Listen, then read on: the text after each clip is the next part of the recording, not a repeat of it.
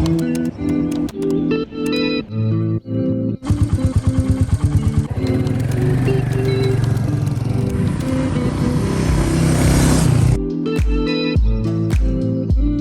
that feeling just of bombing along these little country lanes, pushing the bike to the limit.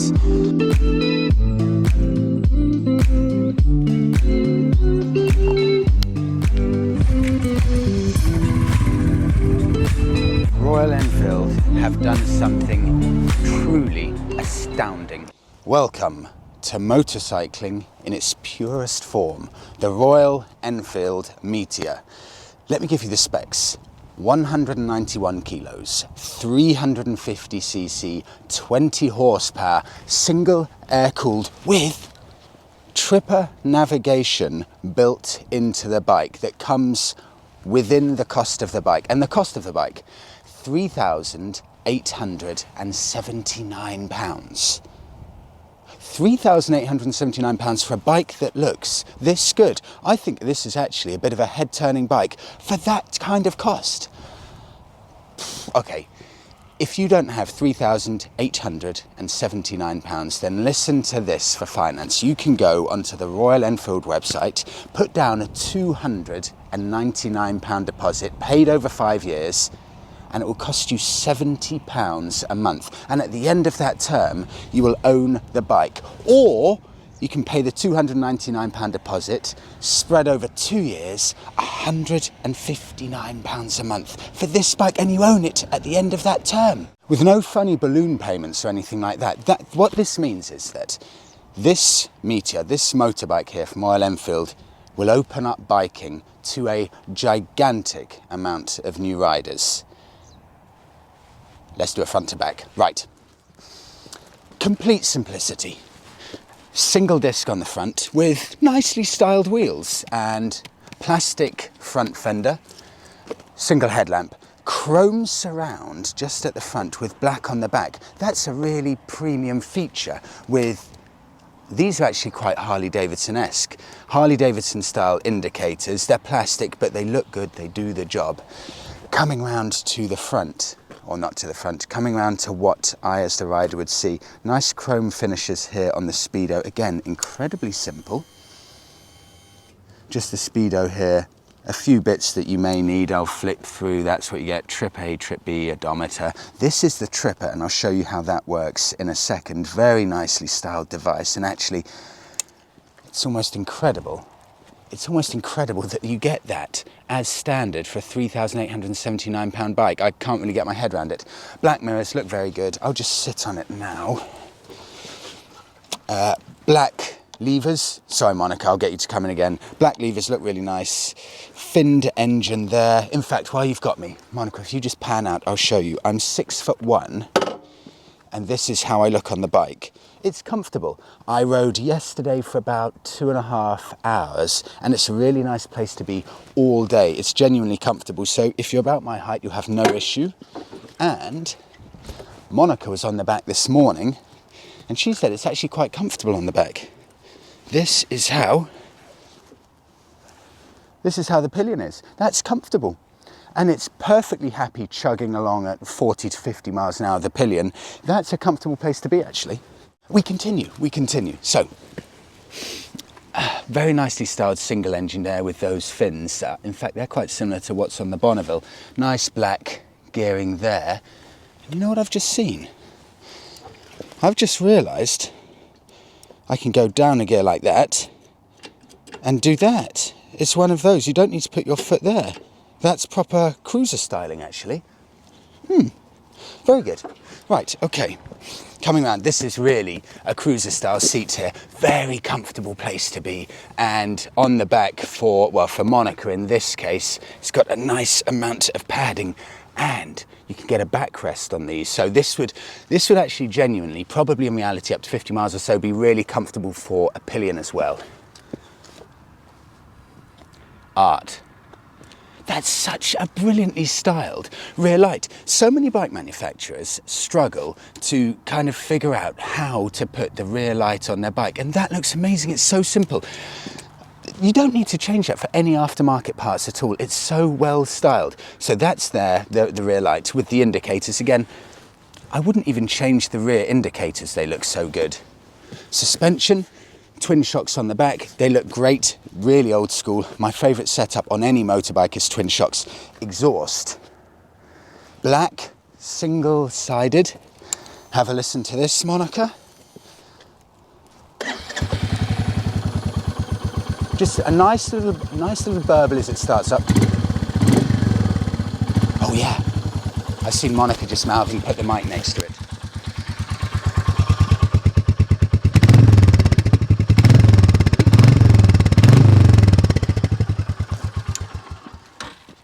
That's good, isn't it?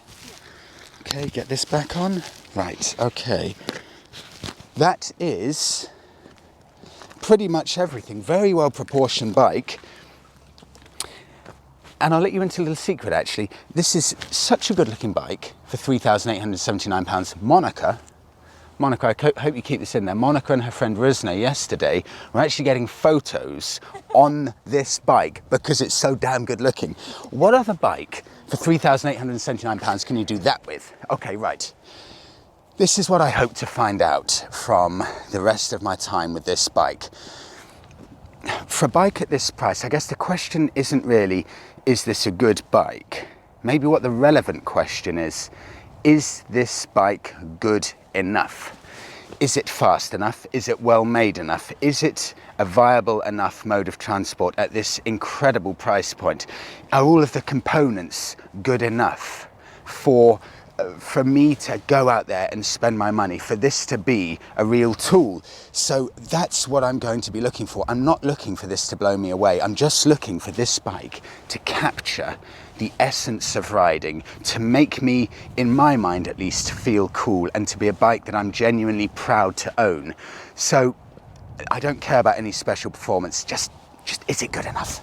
So yesterday when I picked this up, I rode my Bonneville. Actually, it was pouring with rain. You can still see it's a bit wet. Rode my Bonneville all the way to the north of the island, to the north of Tenerife, and I've left it there on a street. And like an overprotective parent, I can, with SysApp, my motorcycle tracker and rider's mate, I can check exactly where it is all the time. And this will be embarrassing if it's actually been stolen. Let's have a look. So there's I'll get Monica to put a little flash up there of exactly what it is and what I can see, but I can check exactly where my bike is now. I'm just checking it hasn't actually been stolen, so I can see it's still in the exact location. I'd get a warning if the bike's been moved. There it is, parked up. I only actually put a disc lock on. I think it's so safe in Tenerife, it should be fine. Anyway, I can tell that it's still there. Loads of other cool stuff. I can tell when the bike needs its chain serviced or chain cleaned. Bike needs a service, loads of other great stuff, so highly recommended. And I've got until the end of January 2022 a 15% discount if you're looking for a SysApp device. It works on motorcycles, cars, ATVs, everything else. Discount code right here, use that until the end of January and you get 15% off.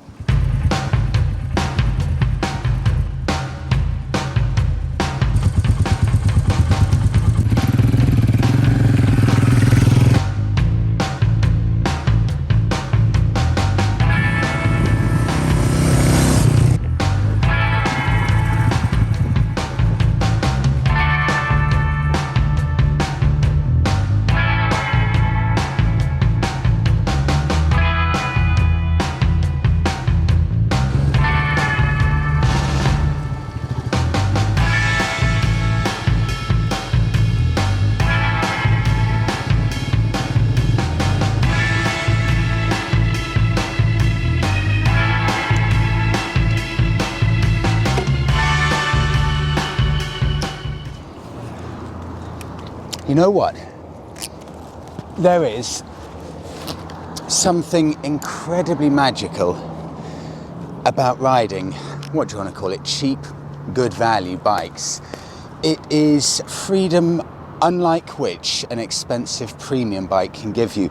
It's that feeling just of bombing along these little country lanes, pushing the bike to the limit without really a care in the world. I know it's still £3,800, but when a bike is this cheap, it makes you so much more carefree in the way that you ride, and the fact that it's not powerful. It's a double hit. Basically, it means that when I'm riding around the country lanes, I'm pushing the bike as close to the limit as my skills will allow. And biking is more fun when you're close to the limit. And the fact that it's not expensive means that you're not constantly paranoid. Oh God, what happens if I get myself into a funny situation? What happens if I push the end out? It's not going to happen on this. It removes that fear element that is a significant part of biking. You don't want to damage your pride and joy because this is so affordable. You're not going to break the bank. It's a feeling of freedom. I love it. I highly recommend it. If you've never ridden a cheap, low-powered bike like this, you've got to try it. It's amazing. Okay, the limitations so far. Let me just get myself comfy. I was looking for that, but it's a cruiser bike, so actually the peg's further forward now. I'm used to on the Bonneville going there. I don't know what to do with my feet. Okay, right, the limitations so far.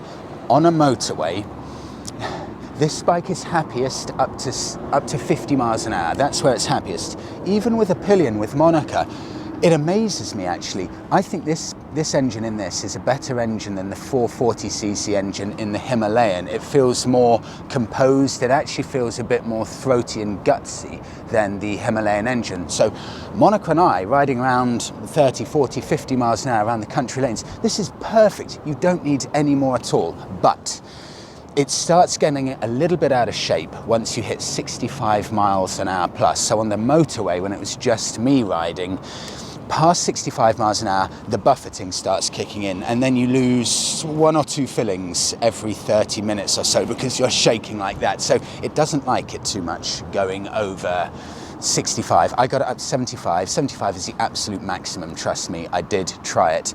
But the build quality is superb. They've done a big step up here actually, Royal Enfield, even when compared to some of the other models in their current lineup, which are all very good. This doesn't feel a million miles off premium. I don't think this feels far off the likes of a Moto Guzzi V7, and I welcome your thoughts if you think I'm talking nonsense there, because I think actually this feels borderline premium. I've been absolutely amazed how Royal Enfield have done it.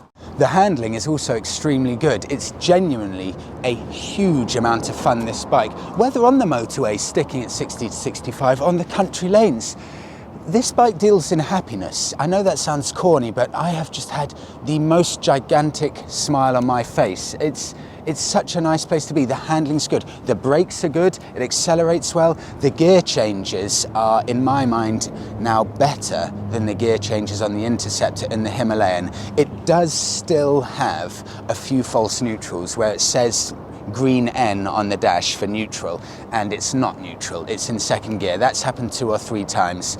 It's not a big problem, but it does happen, but I think it's a big step up gearbox wise compared to the other models. Yeah, it's a very competent bike. Okay, I'm going to show the tripper navigation. Monica gets annoyed with this because she never has any idea where to film, so if you hear some swearing, you know what it is. Right, let me show you this, because this is a first for me. So, ignition on, tripper navigation here. That's so cool, isn't it? Built with Google, tripper nav. I've now got, next to the Royal Enfield here, I've got the app. I turn the app on. I now say, for example, El Medano. Why don't we put there? Because I know Monica wants a coffee. So, El Medano, get directions. Navigate. I'm in there. Done. Right. Put this in my pocket, and this will now tell me exactly where to go. Monica, wait, I really want to film Monica's facial expressions here because she's only just seen it. It's good, isn't it? Yeah. Do you know what? It's incredibly simple. I've used this a lot. It is really good. In towns... Usually you don't like built-in navigation. No, I don't. You're right. This works for me much better than the Harley-Davidson Pan America. If you're in towns, it's sometimes not as obvious as Google Maps exactly which lane to be in. You know, if you have kind of a road and 3 lanes veer off, it's sometimes not 100% as easy to read, but actually I used this all day yesterday as well. It works really well. It's good. It genuinely is good, this. And I remember when I tested the Harley Davidson Pan America, you know, you've got this big sat-nav right in the middle of it. I found that to be a not a good sat-nav at all, and that's on a premium bike. That is on, how much is the Pan America? Is it 15k? And I would class that as a bad sat-nav. This is a 3k bike, and it's got what I would class as a good sat-nav. How are Royal Enfield doing this?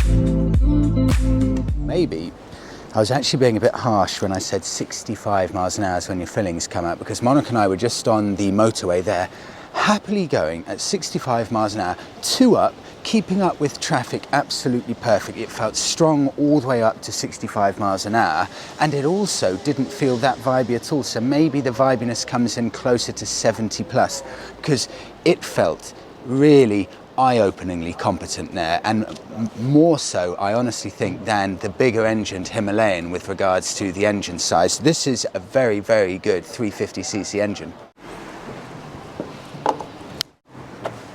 Favourite thing to do with a new bike, coffee spot, make sure the bike is in clear sight and soak it in. Right, the competition. I want to try and hit home how good value the Meteor is. Listen to this. The Mutt Atika, that's the very cool looking custom style 250cc bike. That is £4,250. The Yamaha XSR 125, that's a 125cc bike, that's £4,450. The Svartpillen 401, that's a 401cc bike, that is about 40 horsepower, but that's £5,059. And finally, the Honda Monkey Bike 125cc, £3,899. The Meteor is the cheapest out of the lot of them. The Meteor is cheaper than the 125cc offerings from Honda and Yamaha, yet it's a 350cc proper sized motorbike. It is really unspeakably good value. Like, if you look at it now, it seems obvious. Royal Enfield's come along and they've changed the whole game, but if you look at it before, motorcycling has to be seen as accessible to be appealing to younger bikers, and a lot of bike manufacturers, I'm just going to name two, BMW and Harley Davidson, they're having a crisis at the moment because they are not selling bikes to younger bikers. Their biking market just happens to be a much, much older kind of biking. So how do they appeal to younger bikers? Well, it's obvious. You make something cool that's well priced, yet Royal Enfield seem to be, maybe some of them are coming on now, but really in my mind, Royal Enfield seem to be the only one of the big boys who have come along and really understood what young bikers want. Young bikers want something that looks cool, that they can have a genuine aim to actually own, not some £15,000 bike that maybe they can get once on a 50k job in about 15 or 20 years time. They want something that they genuinely believe they can own right now and that's actually affordable. And Royal Enfield, from the big names, in my mind, they're really the only manufacturer who have understood this and got this right. If you look at their offerings, it's the whole marketing package. Their actual marketing itself, the videos, the way they advertise the bikes, it's that feeling of freedom that they're selling better than probably any other manufacturer. This is the kind of bike that will actually genuinely get bikers, new bikers, into biking. Some things that new bikers don't care about. They don't care about any special gearboxes, whether it's DCT or semi-auto gearboxes. They don't care about numerous different riding modes. They don't care about any of that. They want something that's cool and affordable. It's very, very simple if you think about it. Look at the success that the likes of Mutt motorcycles are having. That proves it. Why should it be such a ludicrous thing to ask that from the big motorcycle manufacturers, heaven forbid you make a good value, genuinely cool bike that's appealing to younger audiences? And it's taken Royal Enfield Royal Enfield to come along and actually do it, and they've proven that you can get and make and build a genuinely desirable motorbike for a ridiculously cheap value. And if you look at the competition, look at the likes of Mutt. I'm not actually going to include the Honda Monkey Bike because that's too tiny. I'm not even going to include the Yamaha XSR 125 because that's a 125, and this is a much more competent bike than a 125. This you can actually genuinely have as your only bike. Yes, it loses puff at about 70, but it does everything else so well, and it can take you 2 up. So what is the competition? We're probably looking at the likes of the Mutts, the Heralds, these custom style bikes. But this does feel more accomplished than those. It does feel another level of premium, actually. Maybe it's a little bit that the engine size is about 100cc more, and actually the fit and finish, it probably does feel better. And you also get that feeling inside of security, knowing you're buying a bike from a big manufacturer. I mean, I'm a huge fan of Mutts and the like, they are brilliant, but this has come along now. This is probably my pick from these cool custom retro style bikes, not only in terms of price but looks, premium finish. This is probably, and let me know, I'm very curious on your thoughts, but I think this may be in a league of its own. Can I say one more thing, Monica? Yes. This is what it's all about. I've got the sea in front of me. I've been riding with Monica 2 up on the Meteor. We've got our coffees. I'm looking at the bike, and it's just given me that feeling of freedom. It has given me freedom at £3,890, and it's £70 a month.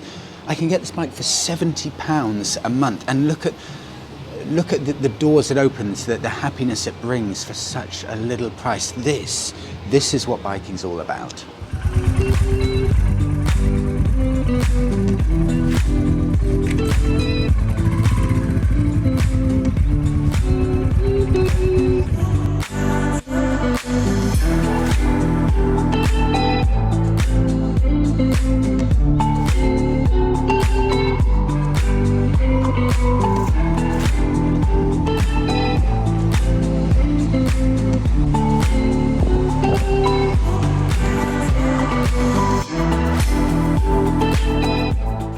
Royal Enfield have done something, and I'm not overemphasizing this. Royal Enfield have done something truly astounding with this bike. They've managed to make a bike that is genuinely cool. It feels premium. It's competent in pretty much every single area, all for £4,000, or all for under £4,000. You know, it's almost as if we're regressing, but in the best possible way, the nod to the 50s and 60s, both in terms of the actual power, the style of bike, and just that pure, simple riding. You know, this bike gets rid of everything electronic that you need, apart from the absolute minimum legal requirement. And it doesn't need anything more than that. And it proves what Royal Enfield in general as a brand are doing, the way they've torn up the rulebook, the way they've come along and changed the whole biking game. They've proven that actually what people want from biking, or what a large chunk of people want, is just something that looks cool and has soul and makes you feel something. And Royal Enfield, they do that so well. They deal in happiness, the way it makes you feel. These bikes, it is just indescribable how great you feel just going out there, hitting the road on a beautiful machine that's not going to break the bank.